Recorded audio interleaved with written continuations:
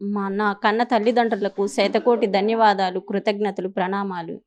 బ్రహ్మర్షి పితామహ పత్రిజీ గారికి నా సాష్టాంగ ప్రణామాలు. మహావతార్ బాబాజీ గారికి నా సాష్టాంగ ప్రణామాలు. ఆ పరమశివుడికి కూడా నా సాష్టాంగ ప్రణామాలు. నేను ధ్యానంలోకి వచ్చి మా అమ్మా నాన్న 1 నెలలోనే చనిపోయారు. బాగా మదన పడతా ఉన్నాను.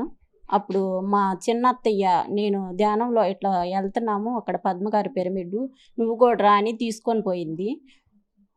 నేను రానని చెప్పాను, కానీ తీసుకొని వెళ్ళారు. తీసుకొని వెళ్ళాక 2 రోజుల దాకా ఏం ఇంట్రెస్ట్ లేదు. తర్వాత చేసే కొంది నాలో మార్పు వచ్చింది. ప్రశాంతంగా, హాయిగా, లేకపోతే ఎప్పుడు వాళ్ళని తలుచుకొని ఏడుస్తా, నాకెవరు లేరు అని ఎప్పుడు ఏడుస్తూ ఉండేదాన్ని. ఈ ధ్యానంలోకి వచ్చాక నాకు అంతా మనశ్శాంతిగా బాగానే ఉంది. మళ్ళీ 1 సంవత్సరం అయ్యాక మానేశాను ధ్యానం మానేశాక ఒక 5-6 సంవత్సరాల దాకా నాకు అంత అనారోగ్యము, గ్యాస్ట్రిక్ ట్రబుల్, హెడేక్, మొత్తం ఏదో స్కిన్ ఎలర్జీ, మొత్తం రోజుకు 5-6 ట్యాబ్లెట్లు వేసుకోవాల్సి వచ్చేది. జర్నీ చేస్తే ఆ రోజల్లా పడుకొనే ఉండేదాన్ని. ఇట్లా కాదు అని 2016లో మళ్ళీ హై స్కూల్, జండ్రపేట హై స్కూల్లో పౌర్ణమి ధ్యానానికి వెళ్ళాను. ఆ రోజు నుంచి పెట్టుకున్నాను, నేను మాంసం తినకూడదు, నేను శాకాహారిగానే ఉండాలి అని. ఆ రోజు నుంచి మాంసం, గుడ్డు అవన్నీ తినటం మానేశాను.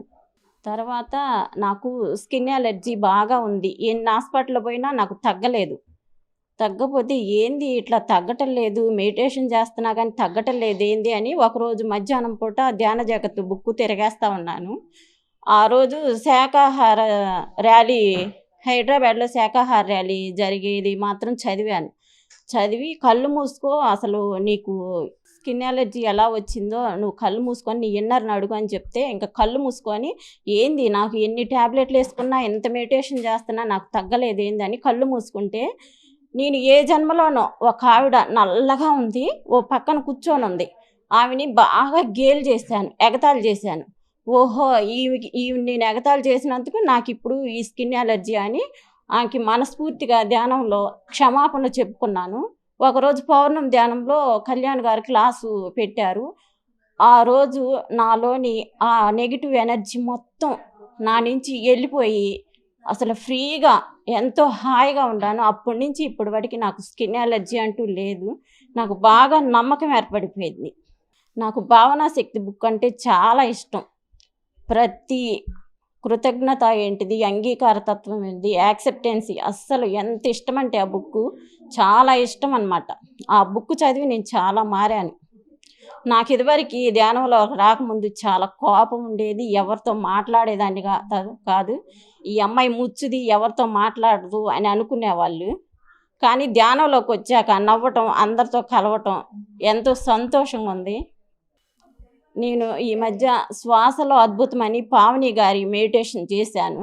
అప్పుడు నా కణంలోకి వెళ్ళి ఆ కణాన్ని దర్శించుకుంటుంటే అవి నాకు థ్యాంక్స్ చెప్తూ, ఆ కణాలు నాతో మాట్లాడుతూ ఎంతో ఆనందంతో నాకు థ్యాంక్స్ చెప్తుంటే నేను ఎంత ఆనందపడ్డానో.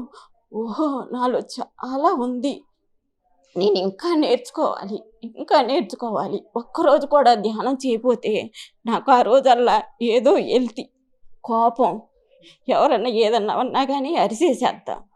అప్పుడు ఇంట్లో వాళ్ళు అనుకుంటారు, అమ్మాయి వాళ్ళు మెడిటేషన్ చేయలేదు అందుకే అరిసేస్తుంది. నేను ఈ ఇన్నర్ జర్నీ బిగిన్ అయిన కాడ నుంచి నాలో చాలా మార్పులు కనపడ్డాయి. ఎక్కువ మౌనంగా ఉంటున్నాను. ఎవరేమన్నా అనుకొని, ఇంట్లో వాళ్ళైనా సరే ఏమన్నా అనుకొని ఐ డోంట్ కేర్ అని అనుకున్నాను. ఇక వాళ్ళు కూడా నాకు సహకరిస్తున్నారు. ఇప్పుడు ఈ ఇన్నర్ జర్నీలో పాల్గొనేటప్పుడు మా వారు, ఏంటిది నువ్వు పాల్గొనేది, నువ్వు 4 రోజులు చేస్తే మళ్ళీ పడుకుంటావు, నువ్వు చేయలేవు అని అంటే నేను చేస్తాను, నాకు ఆ గురువులే అండుండారు అని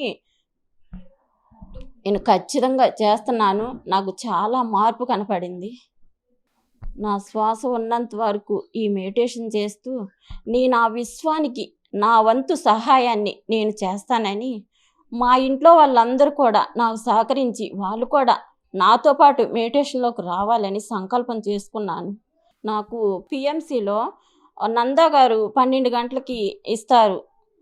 ఆయన మెసేజి నాకు చాలా ఇష్టము. ఆయన క్లాసులంటే చాలా బాగుంటాయి. చాలా మార్పులు గూడా వచ్చినియి నాలో. ఇంక పత్రిజీ గారైతే ఇంక చెప్పనక్కర్లేదు.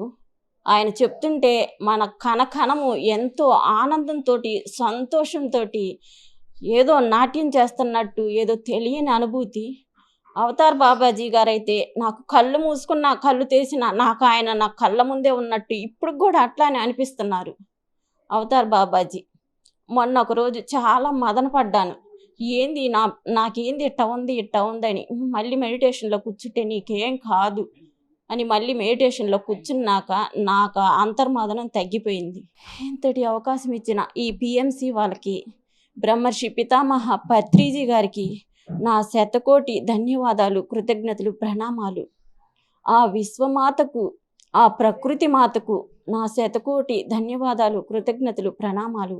జై హో శాకాహార జగత్తు, జై హో ధ్యాన జగత్తు, జై హో పిరమిడ్ జగత్తు.